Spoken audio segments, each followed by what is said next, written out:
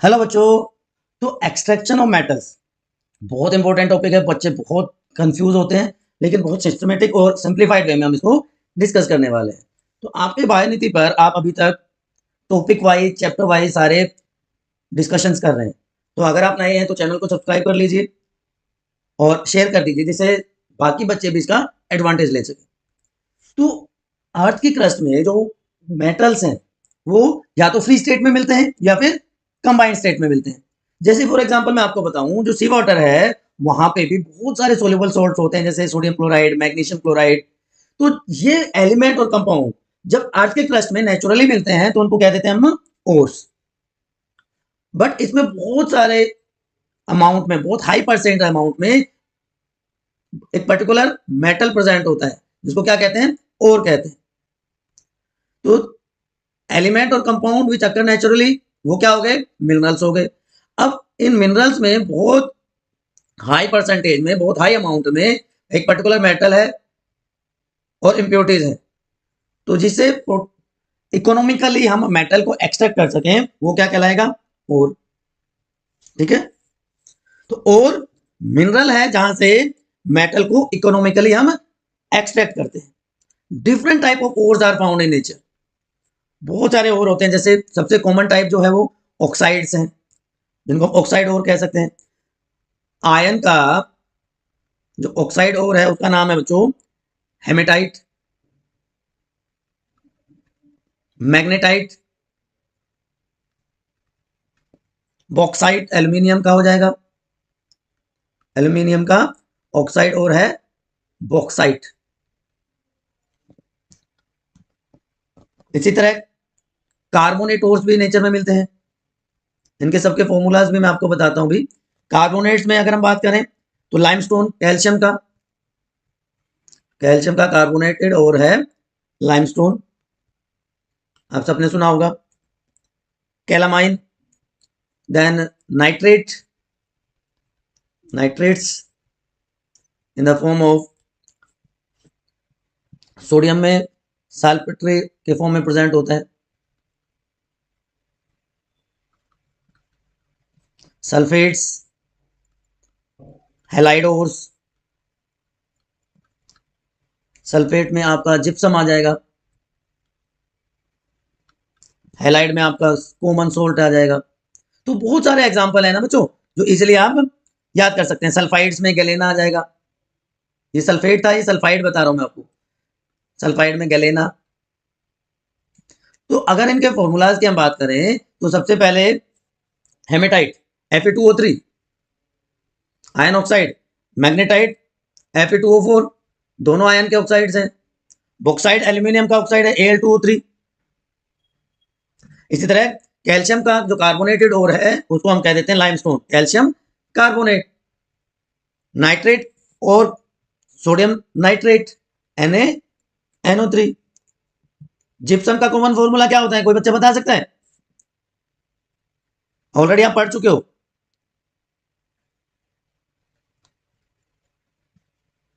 Then common salt का तो सबको पता है, NaCl है। हॉर्न सिल्वर भी होता है, अगर हॉर्न सिल्वर की बात करें तो AgCl होता है, उसको हॉर्न सिल्वर कहते हैं। And then galena, lead present होती है। So these are different ores of different metals जो अलग अलग फॉर्म में होते हैं, oxide, carbonate, nitrate, sulphate, sulphide, halide etcetera.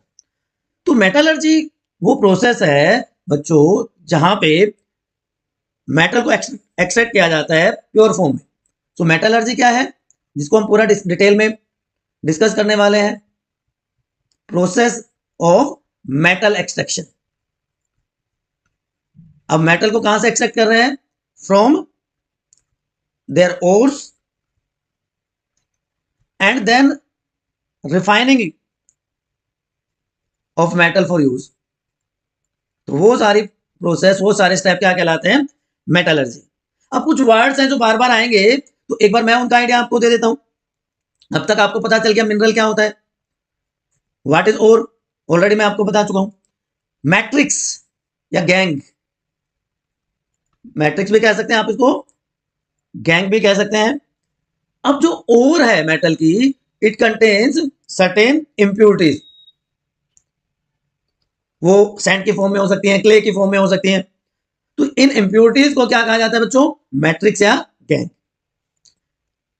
अब जब मेटालर्जिकल प्रोसेस स्टार्ट करेंगे उससे पहले इन गैंग पार्टिकल्स को रिमूव करना होता है। एक और इंपॉर्टेंट वर्ड आता है फ्लक्स। वो सब्सटेंस जो मोल्टन ओर के साथ मिक्स किया जाता है to remove impurities, substances added with or to remove impurities from it, वो क्या कहलाएगा? फ्लक्स। अब फ्लक्स एसिडिक भी हो सकते हैं और फ्लक्स बेसिक भी हो सकते हैं। दोनों टाइप के फ्लक्स नॉर्मली यूज किए जाते हैं।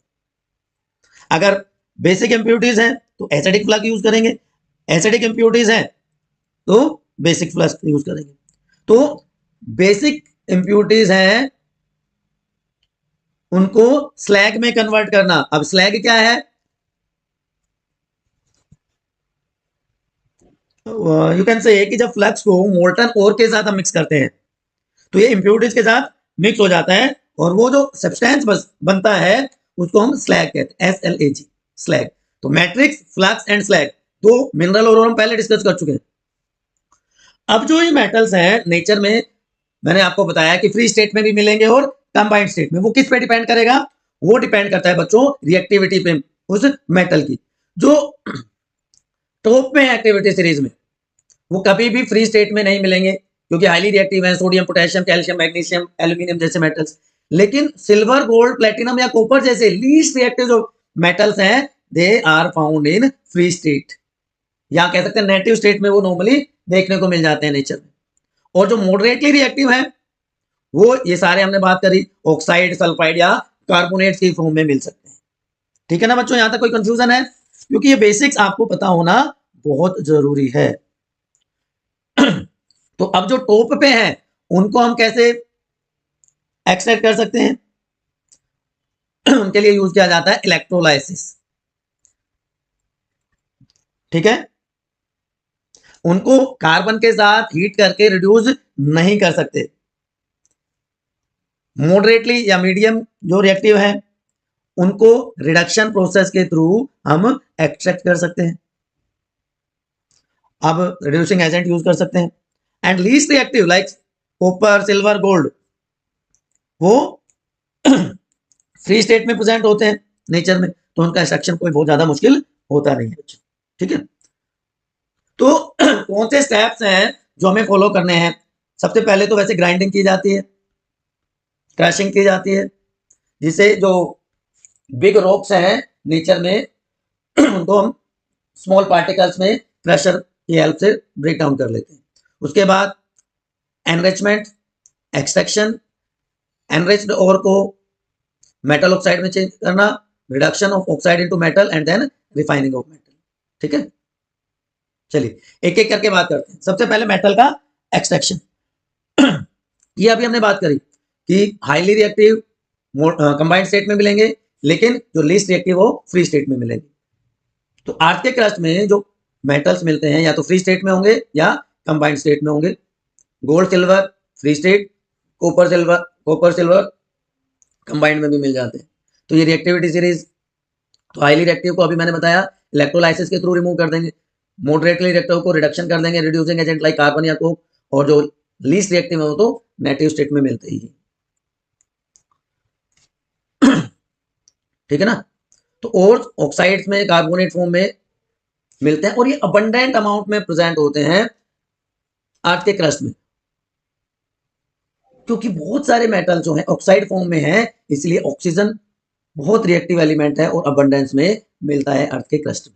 अब ये जो चार्ट है, फ्लो चार्ट है, ये बहुत इंपॉर्टेंट होने वाला है बच्चों के लिए। ये एनसीईआरटी का फ्लो चार्ट है। रिएक्टिविटी के बेसिस पे तीन टाइप के मेटल्स हैं, low reactive, highly reactive and moderately reactive. अब डिफरेंट टेक्निक्स यूज की जाएंगी, डिफरेंट स्टेप्स इन्वॉल्व होंगे for their extraction and purification. तो हाईली रिएक्टिव के लिए इलेक्ट्रोलाइसिस कर दिया मोल्टन ओर का और प्योर मेटल मिल गया। लो रिएक्टिव वो जो सल्फाइड ओर में है उनकी रोस्टिंग कर दी। क्या होती है रोस्टिंग? आपको बताऊंगा।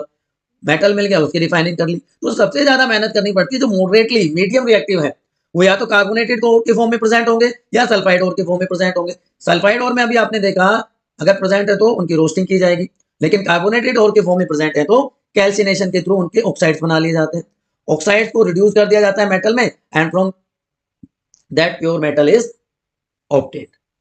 तो पहला स्टेप तो क्या हो गया, एक्सट्रैक्शन ऑफ मेटल। अब एनरिचमेंट या कंसंट्रेशन कैसे की जाती है किसी भी ओर की, बहुत सारे इंप्योरिटीज, बहुत सारे गैंजेस, बहुत सारे मैट्रिक्स प्रेजेंट है मेटल के साथ नेचर में। अब एक्सट्रैक्शन से पहले उनको रिमूव करना बहुत जरूरी है। अब ये डिपेंड करेगा गैंग और ओर के फिजिकल और केमिकल प्रॉपर्टीज पे। तो different separation techniques are used to separate these impurities, these matrix और gangue particles.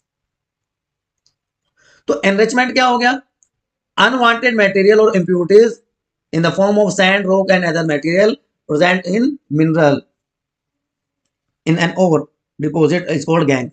So removal of gangue particle from ore is known as concentration. तो हैंड पिकिंग में क्या करेंगे कि अगर मान लीजिए इंप्योरिटीज अलग अलग साइज की हैं, डिफरेंट साइजेस आर देयर, तो उनको हैंड पिकिंग के थ्रू हम रिमूव कर सकते हैं, यस और नो। तो इसका बहुत कॉमन एग्जांपल आपको बताता हूं हैंड पिकिंग के थ्रू। जो हेमेटाइट ओर होता है उसको रिमूव किया जाता है। हेमेटाइट किसका ओर है, कैसा ओर है, आयरन का ऑक्साइड ओर है, आयरन का ऑक्साइड ओर होता है हेमेटाइट। उसको हैंड पिकिंग के थ्रू, क्योंकि डिफरेंट साइज के होते हैं, तो उनको रिमूव कर लिया जाता है। दूसरा है फ्रोथ फ्लोटेशन, बहुत कॉमनली यूज प्रोसेस है। ये सल्फाइड ओर के लिए यूज किया जाता है, mainly for sulphide ore it is used, क्योंकि जो सल्फाइड ओर होती है it gets wet by oil, और जो गैंग होता है, जो मैट्रिक्स होता है, इट वेट बाय वाटर। तो दोनों अलग अलग चीज से वेट हो गए। तो सल्फाइड ओर, जैसे अगर हम एग्जांपल की बात करें सल्फाइड ओर में, तो गैलेना, लेड सल्फेट, पीबीएस, वो इसके थ्रू सेपरेट कर सकते हैं। जिंक ब्लेंड, ZnS, वो इसके थ्रू सेपरेट कर सकते हैं। देन मैग्नेटिक सेपरेशन, नाम से ही आपको आइडिया आ गया होगा। मैग्नेटिक सेपरेशन किसके लिए करेंगे, ऐसे सब्सटेंसेस जिसमें मैग्नेटिक प्रॉपर्टीज होंगी उनके लिए मैग्नेटिक सेपरेशन मेथड यूज कर लेंगे, है ना। जैसे एग्जांपल क्रोमियम, Cr2O4। तो इसमें अगर नॉन मैग्नेटिक इंप्योरिटीज हैं, जैसे टिन की इंप्योरिटीज हैं, तो इनको सेपरेट कर सकते हैं। देन लीचिंग, जिसको हम केमिकल सेपरेशन भी कहते हैं, लीचिंग और केमिकल सेपरेशन, ये केमिकल रिएक्टिविटी पे डिपेंड करेगा। जैसे बेयर्स मेथड होता है बेटा, Bayer's method, it is used, it is done to separate aluminium, जो प्योर एल्यूमिना है उसकी सेपरेशन के लिए इसको यूज किया जाता है। Al2O3 ऑक्साइड, एल्यूमिनियम ऑक्साइड हो गया Al2O3, जिसको हम क्या कहते हैं, बॉक्साइट भी कहते हैं। तो ये डिफरेंट मेथड्स हमने यूज कर लिए।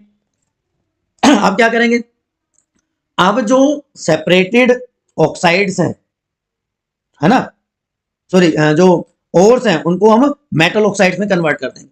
सो conversion of enriched ore into metal oxide, उसके लिए दो मेथड यूज करेंगे।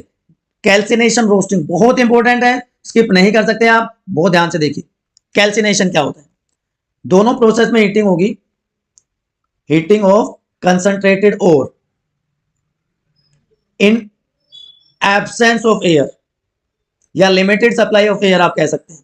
और अगर यही काम एक्सेस ऑफ एयर में किया जाए, heating of concentrated ore into excess air, उसको हम कह देंगे रोस्टिंग। बेसिक डिफरेंस समझ में आ गया। अब क्या करेंगे, कैल्सिनेशन में क्या होगा, सबसे पहले कार्बोनेट ओर को, मैंने पीछे बताया था आपको, देखिए अगर कार्बोनेटेड ओर है तो कैल्सिनेशन करेंगे, सल्फाइड ओर है तो रोस्टिंग होगी। तो जो कार्बोनेटेड ओर है उसको कन्वर्ट करेंगे हम किसमें, मेटल ऑक्साइड में। ठीक है, सबसे पहले कार्बोनेटेड ओर को मेटल ऑक्साइड में। एग्जांपल हम ले लेते हैं जिंक का कार्बोनेट, ZnCO3, कैल्सिनेशन किया हमने, जिंक ऑक्साइड में कन्वर्ट हो गया, कार्बन डाइऑक्साइड इज रिमूव्ड। अब सेकंड स्टेप में क्या करेंगे, now this oxide is hydrated, इसको हम हाइड्रेट कर देंगे, removal of water, hydration. Of ore या रिमूवल ऑफ वाटर। एंड उसके बाद अगर कुछ वोलेटाइल इंप्यूरिटीज हैं तो उसको रिमूव कर दिया जाता है, रिमूवल ऑफ वोलेटाइल इंप्यूरिटीज। तो in this way we get metal oxide. Zinc oxide हमें मिल गया। अब बात करते हैं रोस्टिंग की। ये किसके लिए यूज की जाती है? सल्फाइड ओर्स के लिए। तो इसमें सल्फाइड ओर का सबसे पहले करेंगे oxidation, oxidation of sulphide ore. तो जिंक सल्फेट है हमारे पास, उसका ऑक्सीडेशन किया तो जिंक ऑक्साइड मिल गया and sulphur dioxide, sorry sulphur मिल गया मेनली। तो इसको क्या कहते हैं? Zinc blende. ठीक है, ये ओर है, सल्फाइड ओर है। अब सेकंड स्टेप में क्या करेंगे? एक मिनट आप रुकिए, एक स्लाइड में एक्स्ट्रा यूज करता हूं इसके लिए। अब क्या करेंगे? तो जो हमारा जिंक ऑक्साइड बना या मेटल ऑक्साइड बना, उससे मॉइस्चर रिमूव करेंगे सेकंड स्टेप में, रिमूवल ऑफ मॉइस्चर। क्लियर? तो सबसे पहले सल्फाइड से ऑक्साइड बना दिया, फिर उसे मॉइस्चर को रिमूव करवा दिया एंड देन उसके बाद क्या करेंगे? वही तीसरा step, removal of volatile impurities, removal of volatile impurities. So in this way sulphide और कौन सी दूसरी आप भूल जाते हो बेटा, दो तरह की इंप्यूरिटीज थी, कार्बोनेटेड और सल्फाइड। इन ओर्स को हम इनके ऑक्साइड्स में कन्वर्ट कर सकते हैं। ठीक है, यहां तक कोई कंफ्यूजन है? तो कार्बोनेट्स के लिए कैल्सिनेशन, सल्फाइड्स के लिए रोस्टिंग। याद रहेगा आपको? वाटर वेपर्स रिमूव करने के लिए, कार्बन डाइऑक्साइड रिमूव करने के लिए, यहां पे सल्फर ऑक्साइड रिमूव करने के लिए रोस्टिंग में। ये एब्सेंस ऑफ O2, ये प्रेजेंस ऑफ O2 या एक्सेस ऑफ O2। चलिए, तो 3 स्टेप हमने कर लिए। क्या क्या स्टेप कर लिए हमने? हमने बात कर ली सबसे पहले ग्राइंडिंग की, फिर हमने एनरिचमेंट कर दिया, हमने एक्सट्रैक्ट कर दिया अलग अलग सेपरेशन टेक्निक्स के थ्रू, और एनरिच्ड ओर को हमने मेटल ऑक्साइड में कन्वर्ट कर दिया। ठीक है, यहां तक कोई कंफ्यूजन, कोई समस्या, कोई इफ कोई बट है तो एक बार बता दो मुझे फटाफट। अब क्या करेंगे हम? अब हम करेंगे reduction, reduction of oxide, metal oxide into metal. ठीक बच्चों, अब रिएक्टिविटी सीरीज का फिर से रोल आ जाएगा। जो मेटल की रिएक्टिविटी है उसके लिए अलग अलग मेथड यूज किए जाते हैं। अब एक मेथड या पहला मेथड जो होता है उसको कहते हैं smelting. It means reduction with carbon. Smelting means reduction with carbon. याद रहेगा आपको? तो जो कैल्सिनेटेड या रोस्टेड ओर है, रोस्टेड और कैल्सिनेटेड ओर, उसको हम मिक्स करेंगे कोक या चारकोल के साथ। याद रहेगा आपको? कोक और चारकोल क्यों यूज किया? Because it acts as reducing agent. ये यहां पे रिड्यूसिंग एजेंट का काम करेगा बच्चों। अब लीजिए, लेड ऑक्साइड प्लस कार्बन को हमने मिक्स करके हीट कर दिया। ठीक है, हीटिंग भी कहां पे? Above melting point, melting point से ज्यादा। तो हमें क्या मिला? Lead plus carbon monoxide. ठीक है, या लेड ऑक्साइड को कार्बन मोनोऑक्साइड के साथ रिएक्ट करवाया तो क्या मिल गया? सेम कंडीशंस में लेड प्लस कार्बन डाइऑक्साइड मिल गया। आयन ऑक्साइड का देख लीजिए, कार्बन के साथ आयन प्लस कार्बन मोनोऑक्साइड। अगर इसको हम बैलेंस करते हैं तो यहाँ पे 3 कार्बन हो जाएंगे एंड दिस इज बैलेंस्ड। इसको हम वही कार्बन मोनोऑक्साइड के साथ भी रिएक्ट करवा सकते हैं, तो हमें क्या मिल जाएगा? कार्बन डाइऑक्साइड मिल जाएगी। तो ये हो गया smelting, reduction with carbon. Clear? याद रह जाएगा आपको? Reduction with carbon. अब मैंने कहा था ना कि ये रिएक्टिविटी पे डिपेंड करता है, तो एक और मेथड इसमें यूज किया जाता है जिसको थर्माइट प्रोसेस कहते हैं। बहुत इंपॉर्टेंट है ये, फिर से बहुत जगह आपने इसको यूज देखा होगा कि जो रिड्यूस मेटल ऑक्साइड है उसको ज्यादा रिएक्टिव मेटल के पाउडर के साथ रिएक्ट करवाया जाता है। अब थर्माइट प्रोसेस में जो सबसे कॉमनली यूज किए जाने वाले मेटल है वो है एल्यूमिनियम, वो है मैग्नीशियम, वो है टाइटेनियम। इनको यूज किया जाता है as a fuel in this thermite process. सबसे कॉमन इसमें एल्यूमिनियम है because it has high boiling point, boiling point इसका ज्यादा है, तो हाईली एक्सोथर्मिक रिएक्शन होती है, हाईली एक्सोथर्मिक रिएक्शन होती है। तो यहाँ पे जो रिड्यूस्ड मेटल है वो मोल्टन स्टेट में ऑब्टेन हो जाता है, मोल्टन मेटल में, मोल्टन स्टेट में हमें मिल जाएगा। ठीक है, तो हमने क्या किया, या हम क्या करेंगे इसमें, जो कंसंट्रेटेड ओर है उसका हम लेंगे मिक्सचर, कंसंट्रेटेड ओर का हमने लिया मिक्सचर, ये यहाँ पे ऑक्साइड है ये ओर का, और उसको मिक्स किया मेटल पाउडर के साथ। अब यहां पे मेटल पाउडर थर्माइट की तरह काम कर रहा है, इसको एक स्टील के चैम्बर में, स्टील के क्रूसिबल में लिया जाता है और सैंड पे रख देते हैं। अब इसके लिए स्पेशल कंडीशन जो होगी उसमें मैग्नीशियम पाउडर या उसके साथ साथ बेरियम पेरोक्साइड यूज किया जाता है इग्निशन मिक्सचर, क्योंकि टेम्परेचर बहुत ज्यादा होने वाला है, तो इग्निशन मिक्सचर के लिए मैग्नीशियम पाउडर या बेरियम पेरोक्साइड यूज किया जाता है। ठीक है, तो बहुत ज्यादा अमाउंट में हीट रिलीज होगी, हाईली एक्सोथर्मिक रिएक्शन होगी बच्चों, मैं बार बार आपको बता रहा हूं। अगर ओवरऑल रिएक्शन देखें तो क्रोमियम ऑक्साइड आपने लिया और उसको हम अपने एल्यूमिनियम के साथ रिएक्ट करवाना है, तो हमें क्या मिलेगा, क्रोमियम प्लस एल्यूमिना। ठीक है,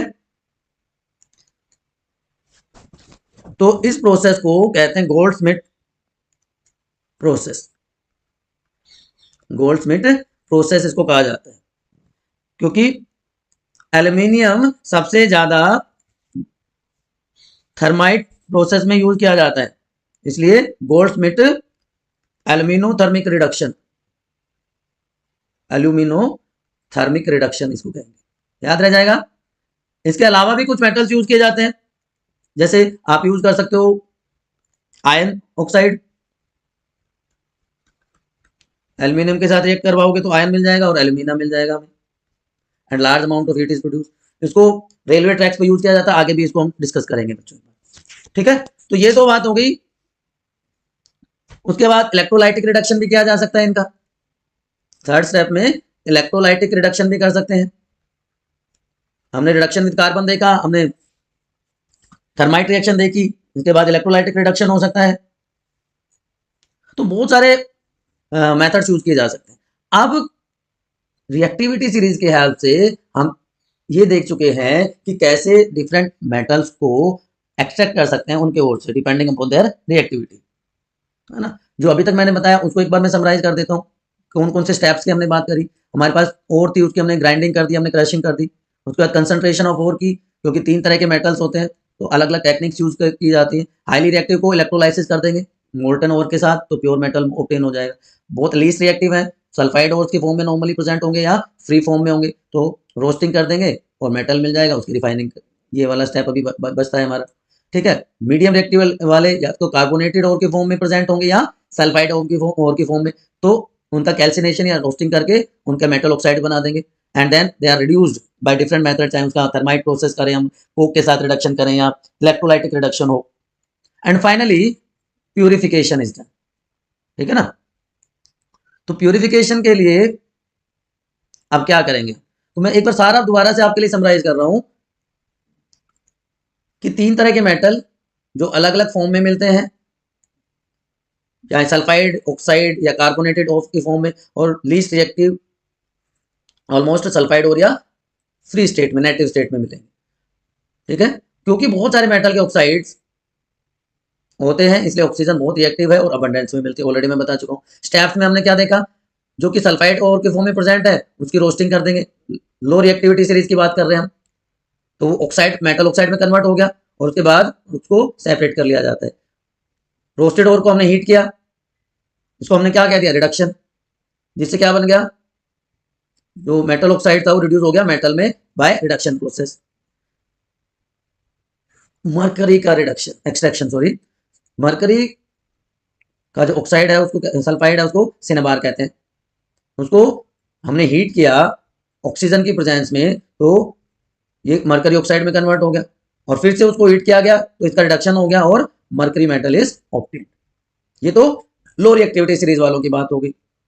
किसी ने बात वो हीट करने से मरकरी ऑक्साइड बना और उसका रिडक्शन करके हमने प्योर मरकरी ऑब्टेन कर लिया। सिमिलरली कॉपर ओर के लिए किया जा सकता है, ऑक्साइड बना है हीटिंग के थ्रू और रिडक्शन करके कॉपर ऑब्टेन हो गया। देन मिडिल वालों के इसके साथ सबसे ज्यादा काम करना पड़ता है कि रोस्टिंग, अगर सल्फाइड हो रहा है तो रोस्टिंग कर देंगे और कार्बोनेटेड हो रहा है तो कैल्सिनेशन कर देंगे। एब्सेंट और लिमिटेड सप्लाई ऑफ ऑक्सीजन होगी तो कैल्सिनेशन, एक्सेस या लार्ज अमाउंट में ऑक्सीजन होगी तो उसको रोस्टिंग कहते हैं। ऑलरेडी मैं आपको बता चुका हूँ roasting of zinc blende, zinc sulphide, zinc carbonate, तो कैल्सिनेशन रोस्टिंग आपको क्लियर हो गया होगा। अब आ जाते हैं स्टेप्स पे। रिडक्शन किया ऑक्साइड का तो प्योर मेटल जिंक हमें मिल जाता है। तो रिडक्शन ऑक्साइड जो है मेटल के, उनको रोस्टिंग या कैल्सिनेशन के थ्रू रिड्यूस करके और उनसे रिड्यूसिंग एजेंट्स को कार्बन या थर्माइट प्रोसेस के थ्रू प्योर मेटल को हम ऑब्टेन कर सकते हैं। ठीक है ना, ये वही एग्जांपल है जो मैं ऑलरेडी आपको बता चुका हूँ। मैंगनीज का है, एल्यूमिना मिलेगा और मैंगनीज, मैग्नीशियम नहीं है मैंगनीज है। थर्माइट रिएक्शन मैं कह रहा था आपको, दोबारा से थोड़ा सा डिटेल में बताऊंगा कि जब फेरिक ऑक्साइड Fe2O3 को एल्यूमिनियम के साथ हीट किया जाता है तो हमें आयन ऑब्टेन होता है और साथ में एल्यूमिना मिलता है। ये टेक्निक यूज की जाती है जॉइनिंग ऑफ रेलवे ट्रैक और जो मशीन के पार्ट्स में क्रैक आ जाते हैं उसके लिए। ये देखिए ये होता है पूरा प्रोसेस, ये आपका एनसीईआरटी का डायग्राम है। तो डिस्प्लेसमेंट रिएक्शन हाईली एक्सोथर्मिक होते हैं तो मेटल्स मोल्टन स्टेट में मिलेंगे। तो आयन ऑक्साइड जब एल्यूमिनियम के साथ रिएक्ट करता है तो मोल्टन स्टेट में मिलता है, जिससे जो गैप्स हैं उनको फिल कर दिया जाता है, जिसको थर्मिट रिएक्शन या थर्माइट रिएक्शन कहा जाता है। क्लियर है? ठीक है। अब ये टॉप ऑफ रिएक्टिविटी सीरीज वालों का रिडक्शन कर दिया, इलेक्ट्रोलाइटिक रिडक्शन, क्योंकि सिर्फ उनको हीटिंग के साथ रिडक्शन करके हम ऑब्टेन नहीं कर सकते, क्योंकि कार्बन जो हाईली रिएक्टिव है, सोडियम, मैग्नीशियम, कैल्शियम, एल्यूमिनियम, उनको रिड्यूस नहीं कर सकती क्योंकि उनकी एफिनिटी ऑक्सीजन के साथ ज्यादा है एज कंपेयर टू कार्बन। तो उनका कर दिया जाता है इलेक्ट्रोलाइसिस मोल्टन स्टेट में। तो मटेरियल जो होगा, जो मेटल जो होगा वो कैथोड पे इकट्ठा हो जाएगा और जो क्लोरीन है वो पॉजिटिवली चार्ज एनोड पे आ जाएगी। तो ओवरऑल रिएक्शन मैं ऑलरेडी पहले भी बता चुका हूं डिटेल में, तो इसलिए मैं बहुत ज्यादा डिस्कस इसको नहीं कर रहा हूं, है ना। वही कैथोड पे क्या रिएक्शन होगी, एनोड पे क्या रिएक्शन होगी, NaCl सॉल्यूशन लेंगे तो टॉप जो है रिएक्टिविटी सीरीज में सोडियम जैसे मेटल, उनको हम इजीली एक्सट्रैक्ट कर सकते हैं इसके थ्रू, इलेक्ट्रोलाइटिक रिफाइनिंग के थ्रू। तो ये क्या मेथड है, ये वो मेथड है जिसके थ्रू, सॉरी, ये वो मेथड है जिनके थ्रू हम प्योर मेटल को ऑब्टेन कर सकते हैं। तो जो लास्ट स्टेप था हमारा refining of metal, refining of metal. तो जो रिड्यूस्ड मेटल था हमारा वो अभी भी इम्प्योर होता है। क्यों इम्प्योर है आप कहोगे, सर इतना ज्यादा तो हमने कुछ प्रोसेसिंग कर दिया। उसमें बच्चों, उसमें हो सकते हैं इम्प्योर क्यों होगा वो, due to presence of uncharged ore, जिसको हम क्या कहते हैं, नॉट रिड्यूस्ड, और उसमें प्रेजेंट हो सकती है। उसमें नॉन मेटल्स हो सकते हैं due to presence of non metals like carbon, phosphorus, silicon, वो प्रेजेंट हो सकते हैं उसमें। उसमें बच्चों स्लग, फ्लक्स, रेजिड्यू फॉर्म में हो सकता है। तो इसलिए अभी भी उसकी प्यूरिफिकेशन, रिफाइनिंग करना जरूरी है। इसके लिए अलग अलग मेथड यूज किए जाएंगे। जैसे इसमें क्या करेंगे, इलेक्ट्रोलाइटिक रिफाइनिंग होगी। जो इम्प्योर मेटल है, जैसे यहाँ पे हमने कॉपर लिया है तो उसको एनोड बना देंगे जो कि पॉजिटिवली चार्ज होगा। जो प्योर मेटल है उसकी थिन स्ट्रिप लेंगे, उसको कैथोड बना देंगे जो नेगेटिवली चार्ज होगा। और एक मोल्टन मेटल सोल्ट का सॉल्यूशन लेंगे जो इलेक्ट्रोलाइट का काम करेगा। ठीक है बच्चों, जैसे यहाँ पे हमने देखा सोडियम क्लोराइड का सॉल्यूशन लिया, कैथोड पे क्या हो गया हमारा, प्योर मेटल, ठीक है, सोडियम। एनोड पे क्या हो गया हमारा, जो कि क्या है, एनोड, इम्प्योर मेटल, और उसको हम जब इलेक्ट्रिसिटी पास करेंगे उसके थ्रू, तो जो अपोजिट चार्जेस की तरफ अट्रैक्ट होंगे और इम्प्योरिटीज बॉटम में कलेक्ट हो जाएंगी। ठीक है, इसको एनोड मड भी कहा जाता है। तो in this way electrolytic refining is done. तो कॉपर के लिए इलेक्ट्रोलाइटिक रिफाइनिंग कर सकते हैं हम। अब बात करेंगे बच्चों इसके बाद कोरोजन की, अलॉयज की। लेकिन अभी तक कोई कंफ्यूजन है तो एक बार फटाफट मुझे पूछ लीजिए कमेंट सेक्शन में, अदरवाइज हम आगे बढ़ते हैं।